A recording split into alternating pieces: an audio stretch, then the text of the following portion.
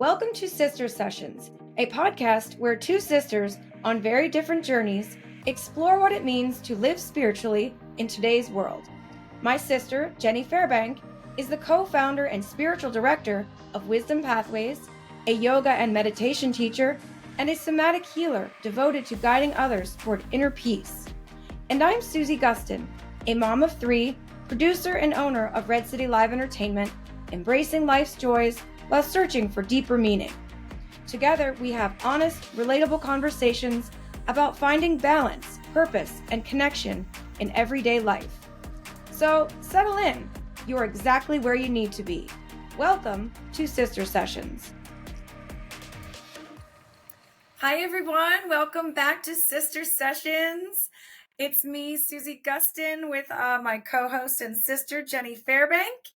And Hello. Today we are very excited because we have a very special guest whom I will introduce to you.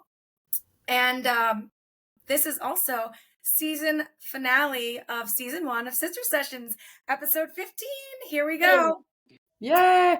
So our final guest for season 1 is a multifaceted producer, director, performer, and game show host. He has performed on every stage in Pittsburgh, from Heinz Hall with Carol Channing and Eartha Kitt to Carnegie Hall with Leslie Caron and Joel Grey.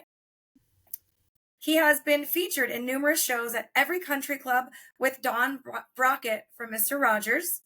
He has also performed in early morning holiday sing-along shows for children in so many malls in the tri-state area with one of the hosts from Sister Session, yours truly. One of his favorite professional jobs, including seasonal summer work at Idlewild and Kennywood Park with a young Billy Porter. Recently, he has been hosting Pittsburgh's longest-running game show parody called The Match Game, now in its 15th year, featuring the best impersonators, entertainers, and drag artists. The Match Game is used as a way to raise funds for underdeserved communities and local nonprofits, including Humane Animal Rescue League, the Pittsburgh Gay and Lesbian Community Center, and the Homestead Free Store, and more. He has had the opportunity to perform the Match Game for athletes from all over the world at gay games. He has even performed the show at clothing optional resorts. He has performed in numerous shows at every country club in Pittsburgh with the legendary Don Brockett, best known as Chef Brockett from Mr. Rogers' Neighborhood. Please help us welcome the fabulous Joe King. Hey, thank you for that intro. I love that. Thank you so much. Yes, absolutely. We're so excited to have you, and especially for this, season finale, because this with you is nothing but fun. So, Oh, I'm very excited, and I hope I can live up and deserve the title of season finale. I love that. The season finale. Well, I'm excited to bring you and Jenny together. Joe and I have worked together. I met Joe when I was 15 years old. Now, just turned 48, so do the math. It's been a long time. And I started performing with Don Brockett, whom I met through you. And that's how we met way back in the day. Way back in the day. I don't even remember where you auditioned. Do you? I don't know how our paths crossed to bring you into my life and Don's life. Did you come to an audition? I did. I came to an audition at Point Park University. Oh, wow. That's amazing. Yeah. And here we are all these years later. You, a successful burlesque producer and podcast host. And Jenny working in the wellness field. I love that, you guys. I'm grateful that our paths have crossed, and I love your parents, Suze. Oh yeah. They were so trusting in allowing you to get, not only just audition for that job, but once you got it, then all of a sudden your weekends were booked just about every weekend with something, especially seasonal, like. Your parents just trusting a total stranger to come pick you up at 7 a.m. to drive to Westmoreland County for a show at Westmoreland Mall at 9. It was crazy. It was. Good for them. Yeah. Well, their intuition was right on. Yes. Yeah. So talented. I have fond memories of working with you for so many years, so talented, and just a natural at exuding that energy that allows children to approach you, whether you're dressed as a sugar plum fairy or Susie Snowflake. Susie Snowflake, you originated the Susie Snowflake character. uh, Yes. just Yeah. your energy was infectious, and it was just always a pleasure to work with you. No matter what time I picked you up at the crack of dawn, you were always just a bundle of positive energy. And I was grateful for that. And that's why we continued to work together for so many years. Awesome. Awesome. Oh, I love hearing that so much. It's true, though. Yeah, I know. I totally know it is. I mean, Susie's incredible. And all I remember is seeing her, getting all dressed up with these things and getting all excited, and the riverboat thing that's a memory I have. Yes. Gateway Clipper. Multiple Yes, yes. skewers. So Joe, are there any funny memories that stand out specifically? I would love to hear something if anything comes to mind. I mean, we have so many great, uh, little nuances that we, just her performing. I can remember one time making her laugh so much that she might have peed herself a little bit on stage. I don't want to give too much away or embarrass. I didn't come on here to embarrass her, but I mean, Okay. she's easy to make laugh, and that was sort of like my favorite thing, because when you're doing these shows over and over and over and over again, the same show, and sometimes on the weekends we would do 2 and 3. Like, there would be a 8 a.m. or 8:30 a.m. breakfast with Santa, and then we would drive somewhere else, in East Kabum to do a brunch somewhere. And then, sometimes we would have a rehearsal in the evening. So we would spend entire days together, starting at the crack of dawn and not bringing her back home until very late after rehearsal. Yeah. Like, she just, again, that energy was infectious, and it was great to be around. And she's easy to, like, look at that one over there. Or, we would sort of play like pass the penny on stage. That's a theater game where, if you're doing a show again and again and again, the performers sort of have to keep it interesting, a way to keep you engaged and in. So we would, be singing the songs and then sort of subtly pass a penny to each other on stage to, whoever ended up with the penny at the end of the show, lost. Yeah. But you couldn't let the audience know what was happening, so you'd be singing and doing some Christmas songs and then subtly pass the penny. And she would always, and what you can't refuse the penny when it's passed to you, but she would always, just, I would bring it to her, put it in her hand, and she would not close her hand, her little gloved. She wore gloves. She would not take the penny, and she would just look at me and smile. I'm like, no, you have to take. So then I would either, put the penny down the back of her costume, or, like, force it in her hand. Just small things like that. And I loved working with her. I miss doing those sorts of gigs. I don't know that I miss the crack of dawn of it Right. all, but I do miss, the laughs, because they were plentiful. No matter what, we just found a way to entertain ourselves and keep it interesting and keep it fun. Keep present and in the mundane. Yeah. I Old do. MacDonald had a farm. It was a good one for passing. We would sort of end the number and, like, oh, and on his farm he had a flying squirrel. And she'd look at me like, yes, and that flying squirrel went shoo, shoo, shoo, E-I-E-I. Keep going, just as a way to keep that penny, keep the show, keep the, the improvisation of it alive and well. And she's really good at it. Well, I remember rehearsals, we had a rehearsal for a one night show, and rehearsal time was limited. It was like, you have this much time to Oh rehearse, yeah. you got to get in and out. So there's no like messing around. And it was one of those times where we knew we had to get in there and get it done. And I was on stage dancing around the singer, right? And I was supposed to be, Joe was like, I want you to like, you're a snake. I want you to like dance around him like snake like. And I was like, oh, okay, no problem. And he's like, come here. And like we had ran it, and like it wasn't even done. He's like, and I'm like, what? And he's like, when was the last time you saw a snake go like this? He's like, they don't have claws. It's not a tiger. And I was like, oh yeah. And he's like, it was so funny. I'm so glad you brought that up. We should backtrack. So some of these one night gigs, they're called industrials, for people that don't know. And they're, a lot of work goes into a show for one night, like hours of rehearsal for a 45-minute show, so much dedication on the half of the performers. And we had for that same show that you're speaking of, we had a costume fitting, and it was it was for, I want to say like the zoo. I don't remember who the client was. That sounds right. But I had all the dancers dressed as different animals. And Susie, she had one of the leanest bodies. So I had pulled this snake print cat suit with a hood, like really cool costume, but very,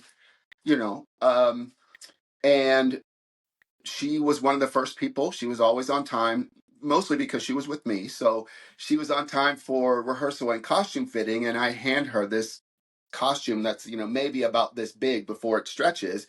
And I say, here's, go try this on. And she was like, I mean, I just, you could see the wheels, like, she's like,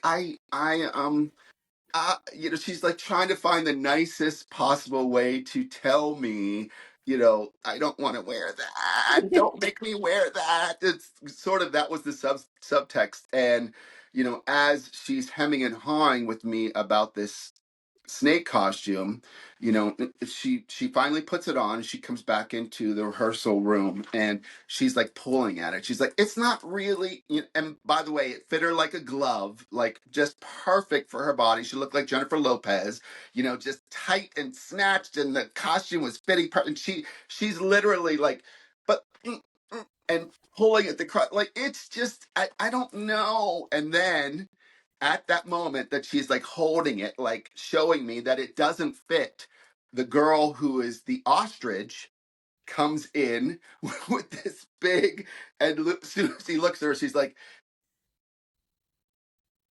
I'll wear this.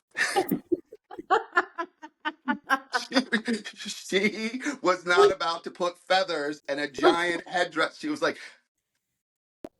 no, this will be fine. I'm fine. She got her way. She got her way because she had me wrapped around her little finger. But she was also just ridiculously talented, and there was no way to say no to her. But she did. She did wear the snake. She wore the snake and did that the whole time for the show. Oh, how did you get into performing? Like, tell us your story. How did you meet Don Brockett, and was that the start for you, or had you already started prior to the meeting? So I had always performed little shows for my parents, with my brothers and sisters. In the summer, it was like what you did. You put on shows in the backyard. I had that experience with my sister. Yeah, exactly. Same with, kids that, are cheerleaders. It's, you sort of practice your routines, and you sort of manifest what you want to do. And I did a couple of, school plays. In elementary school, we did The Wizard of Oz, and I knew that I wanted to be in the show, and I auditioned, and, my teacher said, we would love to have you as the Tin Man. They offered me this part, and she thought I was going to be so excited about it. And I was like, I was thinking that I would be the wizard. And she was like, well, the wizard is a very small part. Like the Tin Man is in the whole show. And I was like, but the wizard is the name of the show.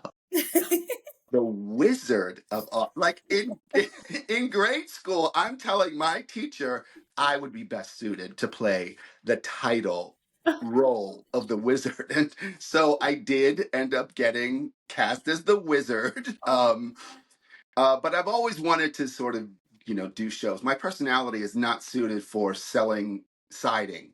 It's oh, no offense to people who sell siding, but my personality is a little bit bigger than that, and I sort of knew that I wanted to do shows. So my first introduction with Don Brockett was I was working at a docent at the Pittsburgh Children's Museum, and it was sort of like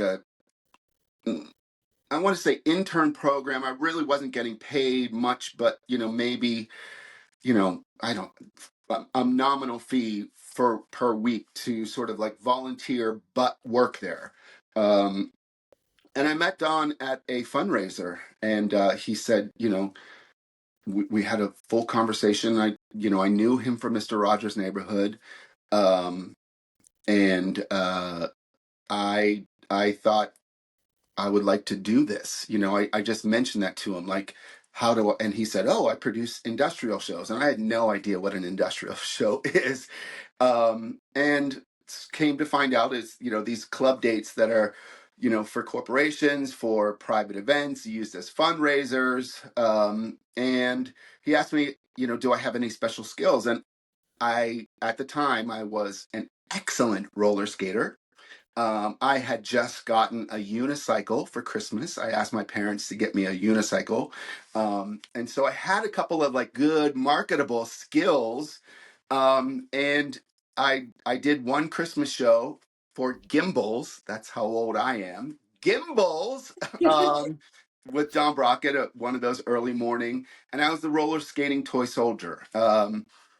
And those Christmas shows, that one show led to many, many, many bookings. And, Don and I found that we liked each other. We worked well together. And, he offered me a job sort of doing what I was doing at the Children's Museum, like interning, but, I would get a little bit of a salary and sort of help him for some of the bigger shows. There were a lot of industrials that required casts of, hundreds, from there was a big Heinz Hall gala that, Rocket Productions provided everything from, greeters at the front door to special performers who were in the aisle and not only, sharing the stage, but was that the one with Chorus Line that I was in with the white costumes? No, that was at the Carnegie Music Hall. Oh, Now, that was a good one. Yes. Yeah, that was big. So, I sort of started doing a little bit more. And then one of the people in Don's office, in his full-time employ, was leaving. I think his wife was having a baby, maybe, and they were moving. So I got an opportunity to step into a producer role at an early age, and I've been doing it ever since. My very, very, very first professional job was with Don doing those Christmas shows, and then I auditioned for Kennywood. I did not get Kennywood that year. I got Idlewild and got a chance to have my first taste of independence. Being away for the whole summer. And then we started rehearsals like in March. So it was amazing to be gone from my family. I'll tell you real quick, my dad, that summer, like, talk about instant independence. I was 16. I auditioned for Kennywood, got Idlewild. We had rehearsals like starting in March, but at the park. So we lived on the north side of the city, and my dad had to drive me. I didn't even have a driver's license. Drove me up for a Saturday. I had rehearsal, and back in those days there was no cell phone, so my dad dropped me off at rehearsal, and we're in Latrobe, Ligonier. So he went in, dropped me off at rehearsal. He went into AutoZone or wherever the heck older men go. He went and did his thing, and then picked me back up on the way. And on the way home, he's sitting in the car, and I'm next to him, and I'm going on and on and on about what I did in rehearsal, and oh, and Deborah DeLucia is in the show, and my dad's like listening and processing, and my dad said, "Yeah, we're not going to do this again." I was like gutted, like, what? No, you told me if I auditioned and I could do it. And my dad's like, right, but you auditioned for Kennywood. This is Idlewild. That's so much further away. We drove an hour to get here, and I'm bawling in the car, like, what I want to do. This is my dream. My dad said, no, you could still do it, but we're going to figure out a way that I don't have to drive you anymore. So that was a Saturday.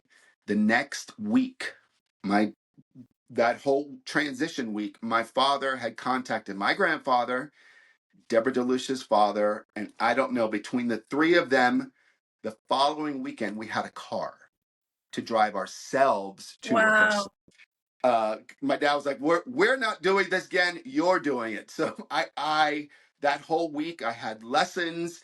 My dad, I had my Cinderella driver's license, so you couldn't drive like after dark or after midnight. I'm not sure what it was, but I was terrified, but we had this giant Cadillac. My dad was like, if anything happens, you'll be fine in this big ass car. Can we swear? Sorry. Yeah. You'll be fine in this big ass car, and to and from rehearsal, just drive Route 30. You'll hit a stoplight every 3 blocks on the way up. So that summer I had independence like that, like within 1 week. So that's how those theater shows opened up a whole different world for me. My mind was blown. I had a car. I could then go to other auditions. I could do other things. And Billy Porter was working at Kennywood, and our shows at Idlewild would end early. So we would pile into this big ass Cadillac, drive down from Ligonier, meet the cast. We would get to Kennywood just in time for their late night show, and started hanging out with everybody. Oh my And gosh, that's so funny. The Idlewild crew and the Kennywood crew meet up and hang.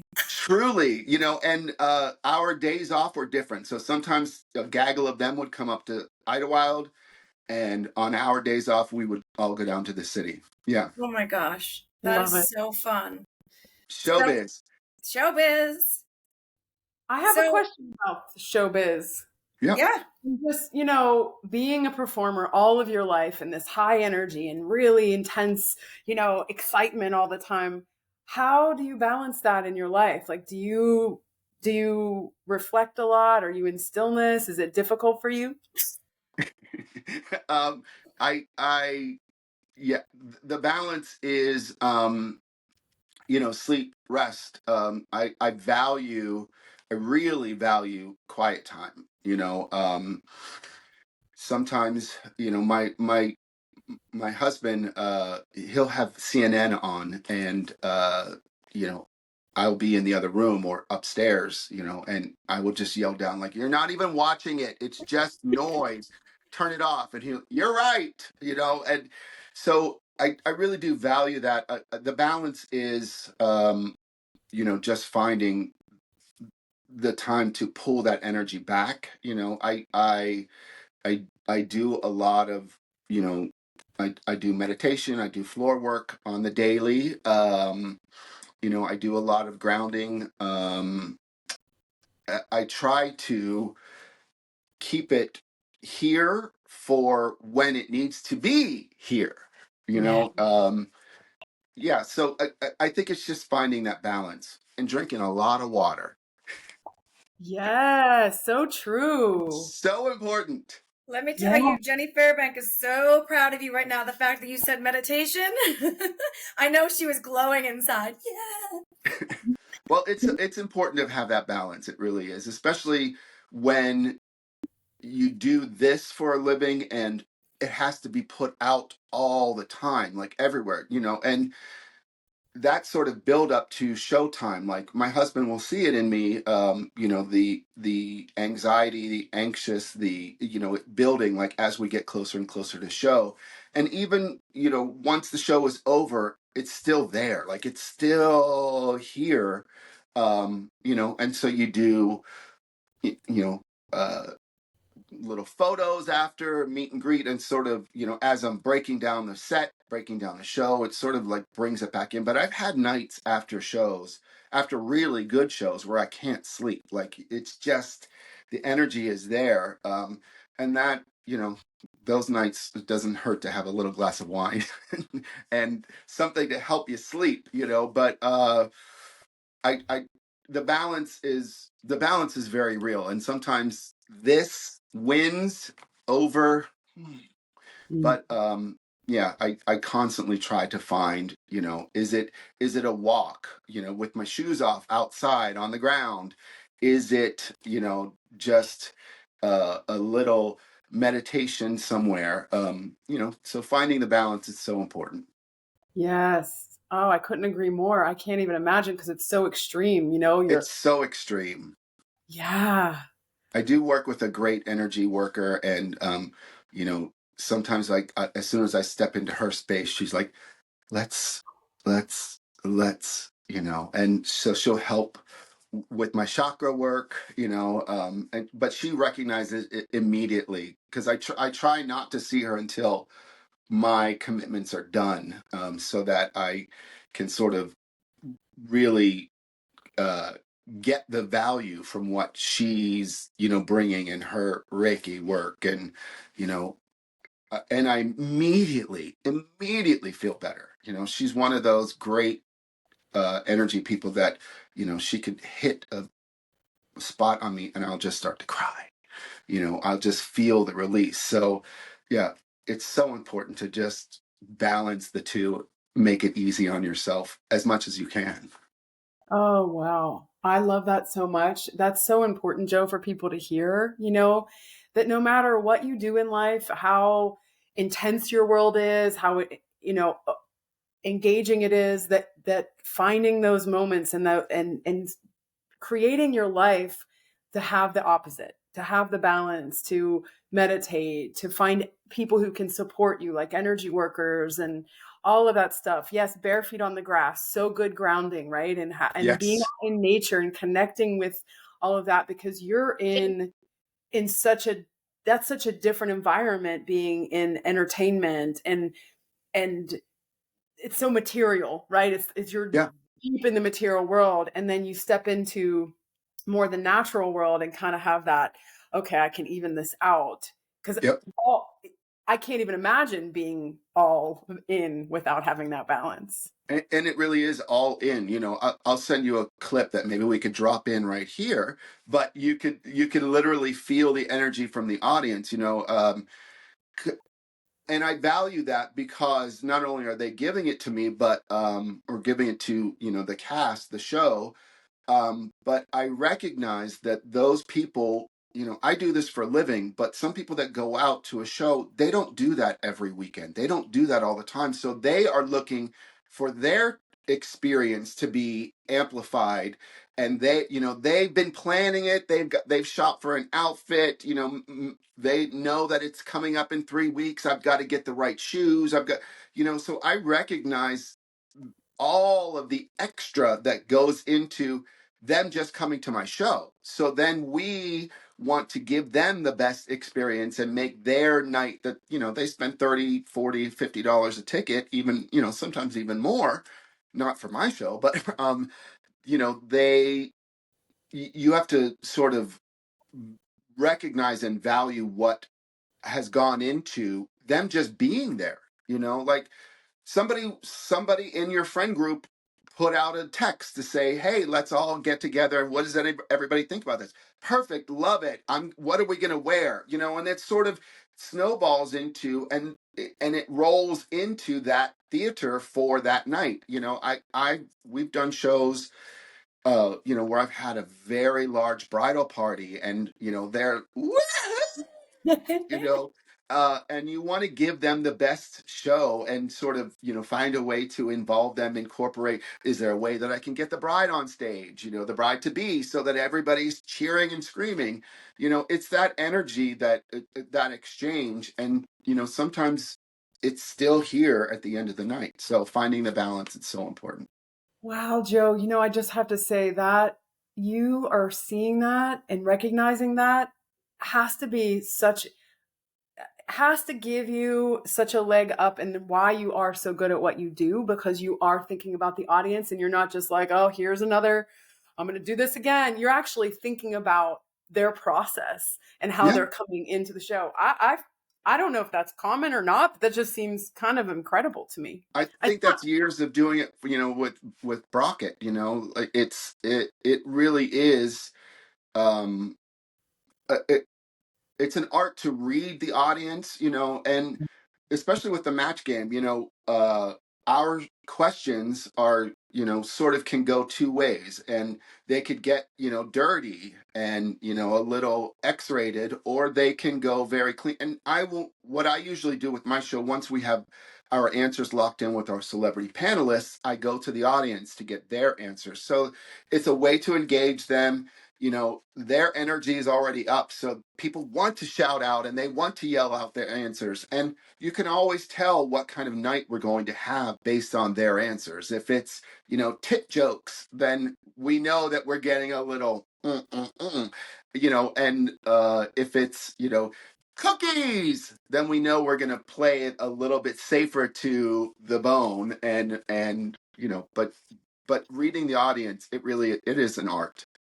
Can you tell everyone so for those who have never been to a match game, which I have, and they're so much fun, can you tell everyone when they go see one of your shows, yes, what to expect?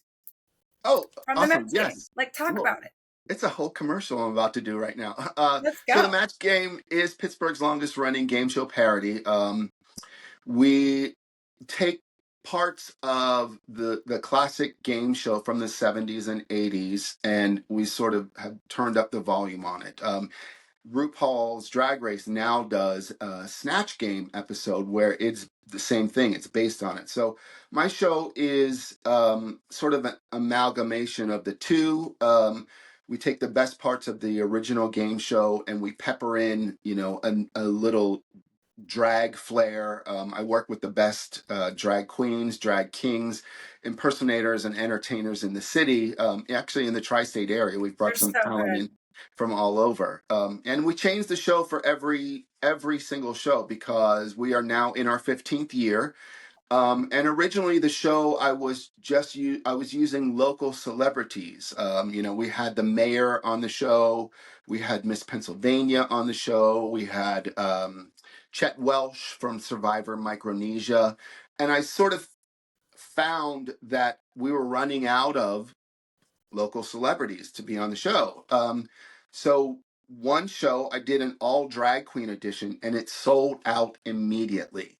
So that sort of lit a little fire, like, oh, maybe we should start to think about incorporating drag artists into the show. And since then, we've only used impersonators, drag queens and kings, and thrown in a local celebrity when we can get one. But so when you come to the show, you're going to see, you're going to get to have the gameplay of the original match game, sort of fill in the blank answers. And then what we do is pepper in a little pop-up performance. We call them pop-up performances when I'll read a little setup for the question and say, you don't happen to know anything about that, and the performer will just sort of rise from their seat and perform the lip sync, or sometimes they sing live, but we sort of build, it's part game show, part drag show,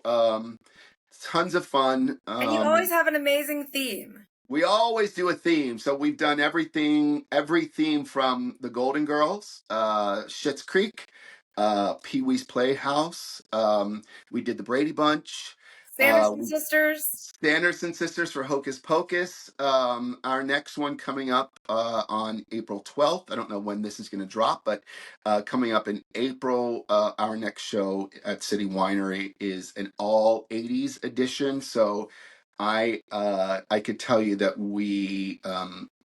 I I have some great. I don't want to give too much away, but I have someone doing Dog the Bounty Hunter, the nanny Fran Fine, Boy George from Culture Club. I'm trying. No, but they haven't committed yet. But I'm in talks with a good friend to play Mr. T, and I have an amazing performer who at the Sanderson Sisters show in October built a giant book, like the book. And so I reached out and said, would you be interested in making a big giant Rubik's Cube? And they hit me back there's not an 80s symbol that is more iconic than the Rubik's Cube. So they hit me back immediately. It was like, yes, I would love to do that. What do you think about doing using the song I Am Changing from Dreamgirls as the Rubik's Cube performance number? I was like, that is gold. That's going to be amazing. So we are planning a few extra surprises. And then, I've got dates lined up with the City Winery through October. So wow. every other month, we've got shows planned between the City Winery, the Oaks Theater. We've done shows at the Greer. So there's always a place to catch the show. And the theme changes with every single show. So the basic formula of Q&A and pop-up performances are in every show, but the theme changes so that I can incorporate different characters and, attract a different audience for each one. It's a lot of fun. You should definitely come. Yeah. Definitely you should come. Yeah, I will. And I will put in the show notes, I'll put all the information on how people can get tickets to the upcoming one. It's April 12th. April 12th. April 12th at the City Winery. City Winery. Perfect. Yeah. I'm excited. Awesome. So, I want to talk about, because you mentioned in your bio that you have performed with Carol Channing, Eartha Kitt, and so on and so on. And I want to know if you have any standout moments that you can think of that bring chills to you. Wow, there's a lot. And through Don Brockett, I've been able to I've been afforded some amazing opportunities. I mean, this wasn't a performance thing, but the very first time I went with Don down to WQED Studios, when he was still filming Mr. Rogers, and I got to meet Fred, that sort of will stick out to me. I will never forget that moment. I will never forget the whole day. It was raining. We went down to the studio. I have so many very vivid memories of that first meeting, and have developed a friendship with Fred through Don. I've been with Fred and Joanne Rogers, in Nantucket. I've gone to Joanne Rogers' piano recitals. Don introduced me to a whole different world, and I'm grateful. I'm really grateful. Through him, I've worked with 53 Fortune 500 companies. You, Susie, have done probably just as many. We've done industrials for everyone. So, those opportunities really hold a special place. The Carol Channing opportunity came because it was Heinz Hall. Actually, I'm looking at that photo from hanging on my office. You want me to get it? Yeah. All right, hold on one second. Okay. This is so exciting. He's done so much. Mm-hmm. I want to hear more about Mr. Rogers, because I imagine he's very, very high level soul and tapped in. Oh my God, yes. I want to know about that. Okay, so this is the Heinz Hall This was probably one of the biggest cast. This is everybody assembled on stage. That's Dawn up in the front, yeah? Dawn up in the front. Uh-huh. Let me see. This is me on roller skates. Oh my gosh. Look at that. Wow. And you know, there's some performers in there. Deborah DeLucia, I think, is right in the front. You know, there's a lot of Deborah. amazing, talented people. Gavin Paymer, Jeremy Zarniak. Who else is in here? I mean, it's this photo actually doesn't even go as wide as how many people there are in it. This was the Carol Channing show at Heinz Hall. It was I don't know what anniversary it was, but it was a special show with the Pittsburgh Symphony. They brought Carol in, and you know, we all got to share the stage with her as she sang "Hello, Dolly," which was kind of iconic. You know, the Joel Gray opportunity happened because That's amazing. I'm good friends with organizers and chair people at the National Council of Jewish Women, and they brought Joel Gray in to the History Center for a fundraiser. They wanted Billy Porter to come in to sort of MC the event. He unfortunately was not available. He suggested me, and I went in to sort of introduce Billy's video that talked about, you know, his inspiration and you know how much Joel has influenced his life. So that was an amazing opportunity. I'll send you that photo too. You could drop that in. Yeah. Go ahead. No, I mean, you have done some, I mean, you've been on the red carpet. I have. That's that. You know, I'm grateful. This world and this little kid from the North Side. I've had some great opportunities, not just through Brockett and Mr. Rogers and, you know, industrial shows, but through my friendship with Billy. You know, he's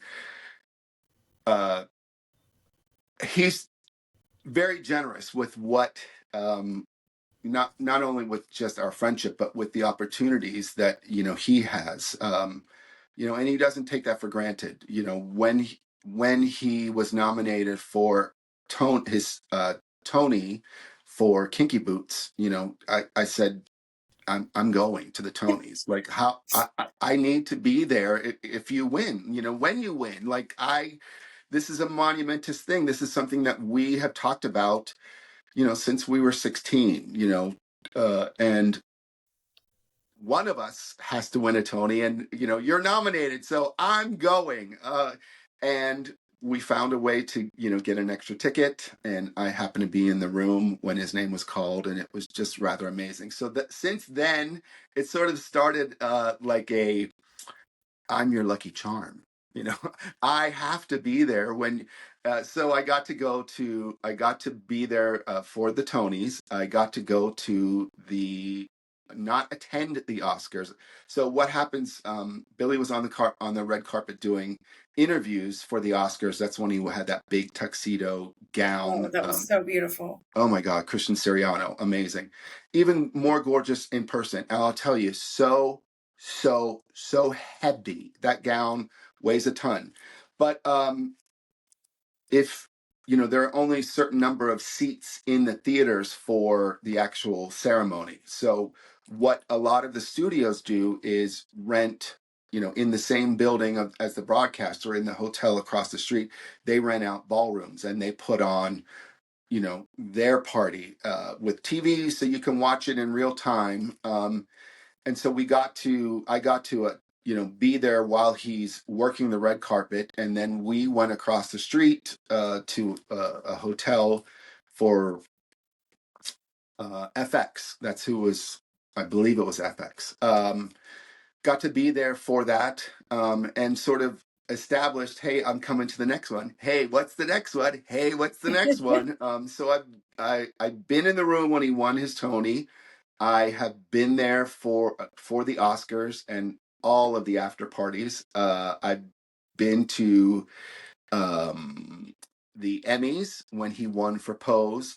So I sort of have locked in, like, hey, can I come? Can we do this? You know, and it's been an amazing, amazing uh, thing to experience. You know, I come from the theater entertainment world, but to be able to see it on a real level, like Hollywood style, you know, when he was nominated for an Emmy, we went to a party the night before, and we walk into this gorgeous penthouse, and Nicole Kidman is there. Michael B. Jordan is there. Like, I'm looking around. Is this really my life? You know, and it's his life. So, and I get to be there. You know, through our friends, we get to have some of these amazing experiences. Did you have influence growing up together? Did you have influence on each other in terms of fashion? Because you dress so fabulous all the time. And of Thank you. course, you know, Billy's known for breaking the glass on on dressing, especially as a man, with all the gorgeous gowns that he's worn. And you definitely step over the lines and so big. Thank you for saying that. I will say, I and he I don't think he will disagree. I was always a bling girl before bling was a thing. You know, like I can remember one of my first projects. My father had received. My father was a smoker. Everybody was a smoker back then. My father had received a Marlboro Man T-shirt, you know, with a special pack. You know, you bought like 50 packs of cigarettes or whatever it was, and he got this black T-shirt with the white Marlboro Man, just, you know, down the front. It was very graphic. It was like a Warhol print sort of thing, and I spent probably 5 hours putting individual sequin all over the cowboy, and you couldn't tell me nothing when I wore that shirt, and I wore that shirt a lot. So, you know, Billy used to make fun of me for my sparkles. He's like, girl, I need to put sunglasses on every time I go into your closet. But I will tell you, he would go into my closet and borrow shit. So now he definitely is he's a fashion icon. But Yeah. he, you know, I always tell him, you got the sparkle from me, because that was where it all started. They used to make he and our other close friends used to make fun of me. You know, girl, you got the bedazzler out again? Yes, I like it to be a little blingy. So I definitely 100,000% have influenced Billy Porter, for sure, for sure. Oh my God, that's so fun. Do you know how much I love this in listening to you, and you two know exactly what you're talking about? Now, you have named a bunch of people, and I think I may have known one. I recognize This is so my funny book because is completely different. yeah, our first guest that we had was an awesome young man, and he is like completely immersed in spirituality, just like Jenny. Where I am like I call myself a student. I love it. I love the whole grounding. I'm practicing and all of that, but he's immersed like Jenny. And they were saying things, and I go, whoa, who's that? Wait, let me. I was writing it down. I'm like, I'm gonna look this person up. Yeah, it was so funny. I don't know anything you're talking about. And And he said something to you like, Jenny, are we in the something? And she goes, oh yeah. And I'm like, wait, where are we? That's why it's a good balance, what each of you bring to the table, you Yeah, know, and the friends that the two of you know that have connected all of us. yeah. There's your yeah, soundbite right there for the promo, right there. Yeah, that's good. That's good for sure. Oh my gosh. So I want to know, what would you give for advice to a young performer Oh wow. today?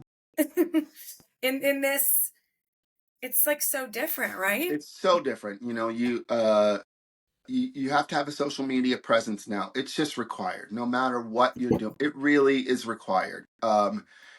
Because you don't know, you know, even if it's, again, like a plumber, like somebody sharing something like, hey, I'm looking for, does anybody have a gutter guy?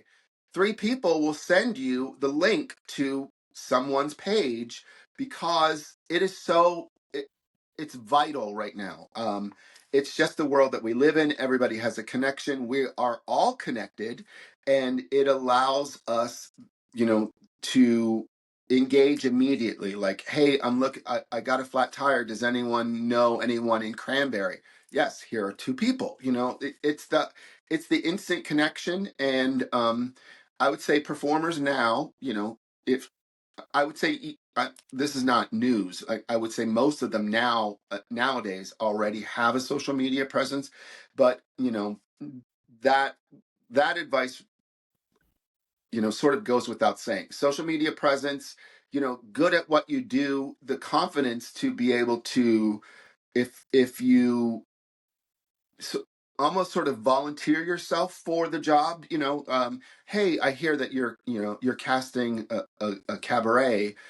I happen to have a juggling act, or I happen to sing. It's that instant putting yourself out there. I would say not to be afraid to do that. It's, if you know that you're the right person for the job, you need to let them know. Even if they don't see it, like, hey, I saw that you're looking for someone who can double dutch jump rope. My cousin and I have been double dutching since we were 10. That sort of thing. Like, the confidence to be able to say, you might not recognize it. I know that I can do this. So give me a shot. It's the chutzpah. It's the moxie, I guess. That's such an old word, but it really is. I like that word. It's the the cojones to say, I'm the person for the job. Well, yeah, and that's one of the things. Like, you have so much confidence. Like, you're so confident in who you are. You command a stage when you're standing on it. You wear what you love to wear. Like you said, people might say, "Oh, why there's so much sequins? Why this that?" But you wear what you wear with confidence, and you look amazing. So, if somebody were to look at you and say, "God, I wish that I could be like him," what would you say to them? I would say be like you. Like, do it. Do you. That's the most important thing. You can borrow some of my light. You can borrow the confidence or be inspired by someone, or but you have to do it for yourself in order for it to be authentic. Unless you are mimicking, like if you're a Dolly Parton impersonator, then you want to look and sound and act like her. But if you are Joe Schmo and you're trying to get a gig, or get into with a theater company, or I would love to do the XYZ drag show, or whatever it is, you have to represent yourself, and be the best authentic, because people can see through that. It needs to come from here before anyone else sees it. You have to possess that, and not everybody does. Not everybody can step into that light, but if you feel confident enough in yourself and your abilities, you're going to get the job. And if you don't get the job, create it for yourself. Just like what you did with your burlesque company. Like, create the job and find the opportunities. Hey, I have this great idea. I would love to put together a show. I No one is booking, so let me find a way to create what it's very, very powerful to see people live inside an idea that you have. It's one of the Yeah. most powerful things. It really Yes. is. 100%. See people thrive inside your idea. Yes. And I feel like, Jenna, you have to have something to say about all that, because that is your wheelhouse right there. The authentically living yourself, and Well, part of what you're saying, Joe, is like that, you have to be in the energy that you want to create, to express, but also to receive from others. Like, Yeah. be the energy that we are. Everything is energy, right? Everything is just vibrating on a certain frequency. So be the frequency that you want to be, to attract what you want in life and manifest it. Yeah, so Yeah, that other people can see it. You have to believe it. You have to bring it to life. You have to then project it. If you don't project it, nobody's going to see it. exactly. And if you have a low self-esteem, low self-worth, that's what people are going to feel from you. Yeah, So, we're just a projection of our consciousness. So change your consciousness, change your energy patterns, change your frequency, you yeah, change the world, what you absolutely. experience. Mhm. There's a line in one of Billy's songs, and then I'll give it to you and we can drop it right in here. It talks about how joy is an action, and you have to choose to live in it. The world is on fire right now.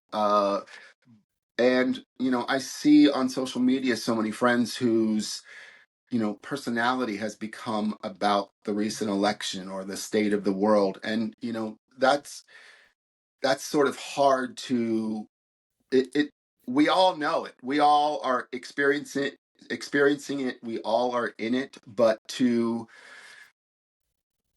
step out of it and allow your real life, the giggle from your niece, like, or the pleasure of just being present and walking your dog, the pleasure, the joy of being present, just enjoying a cup of coffee, talking with friends, like being present and living in that world versus, "Oh, I hate everything." Joy is an action. You've got to, and sometimes that's hard. Sometimes it takes all the energy, and you don't even want to. You know, well, then get on an antidepressant because that will certainly help. Like, but find ways to bring that joy in all the time, as Yeah. much as you can. Thank you for saying that. It's so important, It's so important. especially where we are right now in this world. Yeah. And it is so easy to go into fear and worry when Yep. that is just dropping you into such a heavy energy field that Yeah. nobody really wants to be in. But when we get in there, it's sometimes really hard to get out. Right. So we Absolutely. need support. We need to get out of that by stopping watching all that stuff. Sometimes we need a break. You got to Yeah. really balance. It goes back to the balance. It goes back to, okay, you can be informed, but be very conscious of what you're ingesting, what you are consuming, because it does affect your energy field. Yeah. It can't not Yeah. affect your energy field. And Yeah. honestly, like some of the easiest things to do, put on a bright color, get Yeah. yourself out in the sunshine, literally a walk around the block will do you a world of good, Get out of those sweatpants, girl. or take a walk in those sweatpants, Yeah. I mean, Yeah. just move the energy. Staying loose, it's the juice, you've got to just I like it. elevate, or at least attempt to elevate on a different frequency, so that your shoulders sit differently, your core, your mind, your spirit, this goes a long way. It goes a long way versus this. That's the key. Be a smile millionaire, as Yes. my teacher says. I love that. I'm going to borrow that. I love Please. that. That is Yeah. good. Even if you're not, if you're not feeling it, right? If you're feeling, but if you just smile, you can't help but shift the energy. It does, just the physicalness of it. Yeah. Incredible. Mm-hmm. Yeah. It really, doing something that you don't normally do, go out for ice cream, go for a walk, go, sit on the porch, just change up the environment, and, change the way that and that's hard for some people, but once you are able to find that way through that darkness, you could still go back there. You could still be like, oh, fuck, I'm so, but if you found the path once to get out of it, you'll find it again. It's there. Yeah, absolutely. Thank you for sharing that. I completely agree with you. Yeah, it's really important. It's very, very, very important. Always, but Yeah. even now, even Mhm. more so now, because Yeah. I think it's going to get a little bit more intense, Yeah. and we don't need to be in a heavy state because we are feeding the wrong energy, and we don't Yeah. want to do. Yeah, Absolutely. Yeah. wonderful. Mm. Yeah. So great. Thank you, Joe. Of course. Well, You're I want to talking. do a little fun thing here, and Yeah. we're going to do some 10 fun rapid fire questions for you, Joe. Love it. And if you want to elaborate on anything, feel free. We're not in a rush. This is your Okay. show. I got you. All right. What is your go-to karaoke song? Ooh, good one. I love what's the actual name of it? It's an Elvis Presley song. A little less talk, a little more A little action. conversation. Yes. Yeah. It's such a good one. I also I fucking love the B-52's Love Shack, because that's a good one. You can involve the audience, and that song immediately changes the room. Immediately changes the energy. Like that. Those are my two go-tos. I could totally see that. Okay. Favorite Pittsburgh theater or venue to perform in? Ooh. Okay. Wow. Um this one is not in Pittsburgh, and it's not now no longer even open. But the Comptra in Cranberry, it's such a gorgeous little theater with intimate little boxes, like in every corner, like little tiny balconies. Love that theater, love that space. Miss it terribly. Ones that are still there, you cannot beat the Greer or City Winery for sound and lighting. It's next level. The crew there are top of their game, and there's not a better, no other theater offers better sight lines. But I also love the Oaks. Like the Oaks is an old theater. I think it was built in the 20s. You've performed you've performed Match Game there at the Oaks. It's such a great little space. It's hard to pick my favorite. I say my favorite is the one that books me. Ooh, that's what I'm talking about. Okay. One word to describe you. Ooh, how about vibrant? Love that. Nice. Most ridiculous game show moment you've witnessed. So in my show, Yeah. we had a streaker, because that's like what you did back in the day. Like there would be streakers. A lot of people don't know this, but there would be streakers at major sporting events, and many other public things and it was like outrageous. Like you had a streaker, and we were doing a show. I don't remember. It was it was a gay resort. It was not. It was, they were clothed.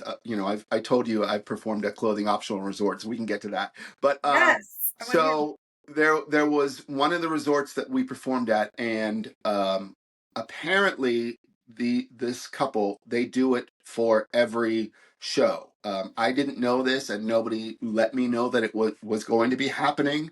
But it happened, and I was like, I'm so grateful, but we need to do it again because I want to get this on film. So the gentleman that streaked was very gracious to do it again. We sort of set it up so that I could capture it on camera. But yeah, we had a streaker. That was the most outrageous, for sure. That's almost like a compliment. Yes, exactly. You know what I Exactly. mean? Like, it's almost like a compliment that the show is like doing so well, is so big that it's like, okay. Yes. Streaker, my show. Right. Yes. That's hilarious. Okay. Best celebrity encounter. Go. Ooh. Wow. This there have been so many. Um, I, I, the most recent one was Cyndi Lauper. I went to London. Billy was playing the MC in Cabaret. He still is until the end of June. But it was a historic moment. He is the first African American to play the role of the MC in the Cabaret, in the show Cabaret's history. It was. Uh, um, the all of the primary leads in the show were people of color, and it was Black History Month. So it sort of all came together for this specific trip. And opening night, I turned the corner and I'm face to face with Cyndi Lauper.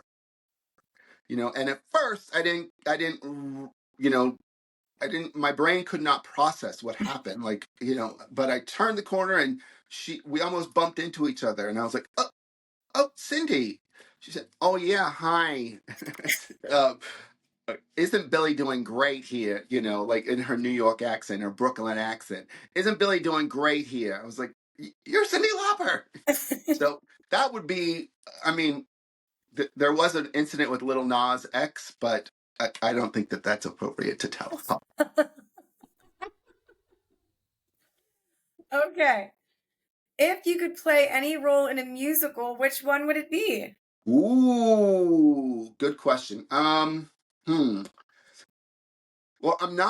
this is going to get me in trouble. I'm not a fan of the show Hamilton, but I would love to play the king because it's one of those feature parts you just come on. Like, when I was younger, I wanted to be the Wiz, the Wizard of Oz. It's one of those features that you just come on for that one number, and it's everyone loves it. It's sort of built into the show, and he's the king. Okay, what's your pre-show ritual or superstition? I always burn Palo Santo in the dressing rooms before we even get started, before anybody even comes. So that's sort of my ritual. I don't know that there's much more involved, like other than making sure my props and my shit are in order. But Palo Santo for sure, just to clear that space. And yeah, because I don't know who was in the room before. I don't know who's still in the room. Some of these old theaters. So yeah, I would say that is my number one ritual. I have these little Palo Santo matches, and they are amazing. That's a great one. It's a good one. It's a good one. And some of my performers like, what the hell kind of shit is this? I'm like, no, trust me. Yeah, so that's always a ritual backstage Cool. pre-show. Well, I feel like maybe you answered this, but I'll ask again. Wildest audience reaction? Oh, no, it's different. Wildest audience reaction you've ever had? Wildest audience reaction. I will say Bill Peduto, we've had him on the match game, Mayor Peduto. He had probably one of the best answers to one of the questions. We had him on the show in the first 90 days that he was in office as Pittsburgh's new mayor. He was very generous with his time and very accommodating to come down and play. We were doing a fundraiser. As you mentioned earlier, we use the show as a fundraising effort for underserved communities. So we were doing a fundraiser for the Pittsburgh Gay and Lesbian Community Center, and Mayor Peduto, first 90 days, volunteered to be part of it. And I know exactly what the question was because we sort of rework questions in each show, but it was, the potholes in Pittsburgh are so big. You two say, How big are they? They're so big, I recently saw one swallow a blank.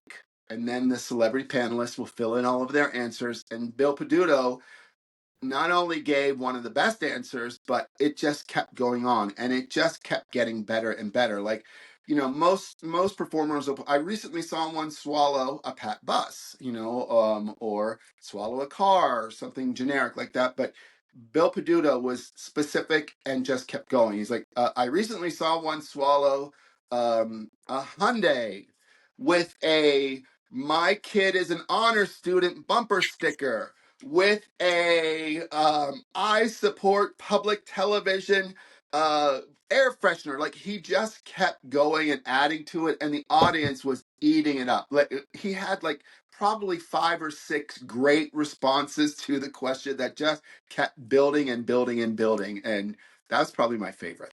That's really funny. Favorite guilty pleasure? Ooh. um hmm I I have a few. I would say my favorite, just for calming and relaxing and escaping reality, is cannabis products. Um, I love a good glass of champagne. Can't beat that. A nice cocktail. If I'm going to be PC here, I would say my favorite would be sort of like a vacation. Just even a quick getaway. I again going back to what we talked about earlier in this instant social media presence. I saw a friend of mine a few years ago that posted a picture at the Hocking Hills.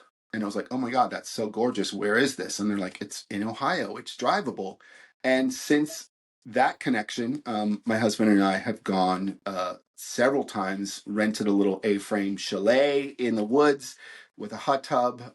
You can't beat it. That's sort of, it benefits you on so many levels, from relaxing to reconnecting and recentering yourself. So those are my go-tos. Cool. Beautiful. Okay, this last one, you gotta get a little creative here. Okay. If you had to host a game show with a psychic, a drag queen, and a nun, what would it be called? Ooh, good question.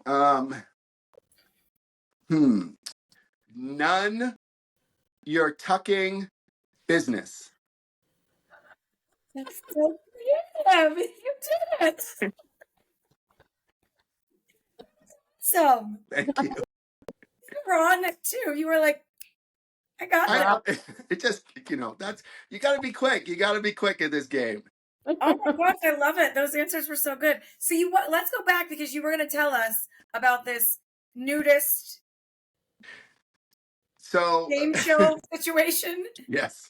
Yeah, the show sort of, we've, in the 15 years that we've presented it, we've had the opportunity to perform tri-state area, many places. I got a call from the Gay Games. It's like the Olympics, and they brought in athletes from all over the world. This is an event that happens yearly, and this particular year it happened to be in Ohio. And we got to perform the show for athletes from all over the world. And then we got booked the following week at a clothing optional resort. I want to say it's in West Virginia. I have to look at my notes, but there are a couple of resorts like that. And when we got booked, I was very clear, like, I won't be getting naked. Is that okay? Like, oh yeah, we have performers in all the time. So yeah, we've had the opportunity to present. I could probably say that my game show is probably the only one that has performed with a nude audience. And that's a different story, because people don't have money to tip the performers. Like, they're naked, There were people that brought fanny packs, or little zipper wallets thing, wristlets. I But don't encourage that look, the naked fanny pack look. right, hello. I mean, Maybe if a handbag. if you have the right fanny pack, maybe, Maybe. or if you wear it as a crossbody, that could be a little bralette sort of situation. What do you need? Let me look at my boobs. Here's some gum. Oh, that's amazing. Oh, well, I'm going to share just one thing, because while we had a little technology snafu in the beginning and took us a little time, and I'm sitting next to my meditation space, and I have a few books that I read. They're daily inspirations, Oh, So yeah. I didn't read this today, and this is Living Wisely, Living Well by Swami Kriyananda. And I looked at today because I didn't do it yet, and today's April 20th, right? Or Yep. no, March. sorry, March I'm 20th. March 20th. Yep. And as I read this, I was like, oh, this is so perfect for today. So I just wanted to share it with you guys. Please. Make it a point today to laugh at least 3 times from your heart. Such laughter is the strongest antidote for disease, depression, and corroding sorrow of every kind. And I knew coming into this that I was going to be laughing the whole time, probably. So it was so perfect for me to hear this. And I wanted to share it because laughing is awesome. And you two make me laugh. Thank you for that. I'm going to look for that book too. Does it give daily affirmations? Daily. Yep. It's Oh my every gosh. day, little tiny spiritual things. Yeah. We I'm can for put it in sure. the show notes. Yeah. Yes, please. Yeah. Thank you for sharing that. I love that. It really is, that's an old adage that laughter is the best medicine, but it will change your mood. It will change your vibration. It's that simple. It Not is. It everybody, really not everybody does it, and we all should. There's too many things in the world to weigh it down, but laughter with a friend, even if you don't say anything, call FaceTime something, girl, girl, girl, like just, you don't need to communicate a lot, but it's that laughter, it's that changes it. Yes. Oh, thank you for that. Of course. Thank you. So, what is next for Joe King? And do you have anything you can share, like anything you're dreaming up new, or what's next? Well, I can tell you, I have another game show that we launched 2 years ago, and it is back for season 3. So, in addition to Match Game, I have another show called Wheel of Drag, and that is going into City Winery. And the premise of that show, I'll give you a quick background. The premise of the show is the performers don't know which song they're going to perform until they spin the wheel of drag. And the categories on the wheel are Queen's Choice. So the queens will submit 3 songs that they know, they perform it all the time. They know it slays, they know it makes them money. We have a category on the wheel called Set List, and that is 21 songs that we have pulled from the zeitgeist of, if you've gone to a drag brunch, or sort of those songs that you would want to hear. And they include like Proud Mary, Respect, Man, I Feel Like a Woman, like those kinds of songs. There is a Broadway category, so there are songs like Good Morning Baltimore, Popular from Wicked, those kinds of things. There's a slot on the wheel called Audience Choice. So when the audience arrives, they submit songs that if the contestant lands on that slot on the wheel, they've got to draw from a card from our audience, and they have to perform that song. There are 12 slots on the wheel, and it's so much fun. I'll give you the backstory of how this show came about. I was, back in the early 2000s, I was performing somewhere, emceeing a drag show, and this is back in the day where you had to give your song to the DJ on a CD. That's how, and we go even back further than that. We go back to cassette tapes. But at the time, CDs were how you got your music. So the performer had given their CD to the DJ, and she's on one end of the club, and I'm on stage, and I'm like, and here, please welcome, Crystal Chandelier.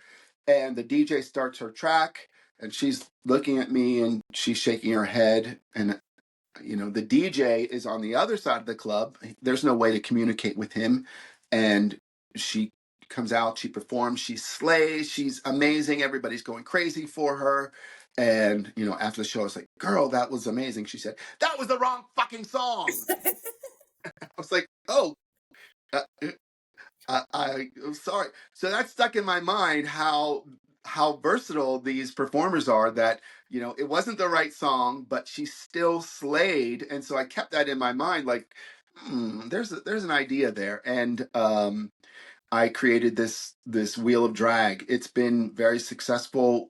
We've performed it at numerous venues. I think that we found the right home right now this year. So that starts April 30th at City Winery. That will be a monthly offering. We have 3 contestants. We have drag kings, drag queens, impersonators in the show, and 3 of them will spin the wheel. They'll perform. The audience votes to advance their favorite.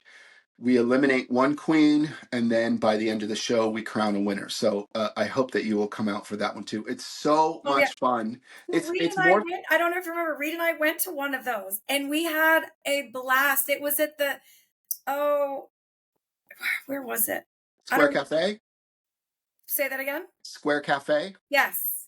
It was a Square Cafe. That was the first year. It was so much fun. These performers were off the hook. The talent. Truly. They were jumping off platforms, falling into full splits on the ground. I was like, like it was insane. Like they were so good. I have a clip I'll send you if you want to drop it in. That I happened to catch that moment from that show on film, and it truly jumping from a block.